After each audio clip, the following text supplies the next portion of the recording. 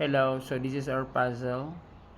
What you see here is a great queen to g1 check, and it's a very excellent move because after king takes g1, the pawn will be moved to f2.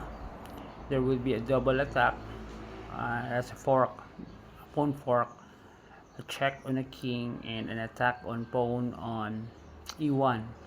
So the king will move now to h1, and the pawn will capture the rook and promote it to queen.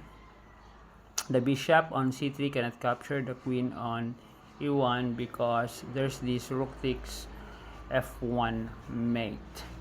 And I guess that's a solution. So thank you very much to Iman Sudiman for posting this puzzle, and I hope this video can help you guys in your solution. Thank you very much, and let's continue to be active here in chess.com club, and welcome to Sir Parts Chess Puzzle. Thank you everyone. Bye bye.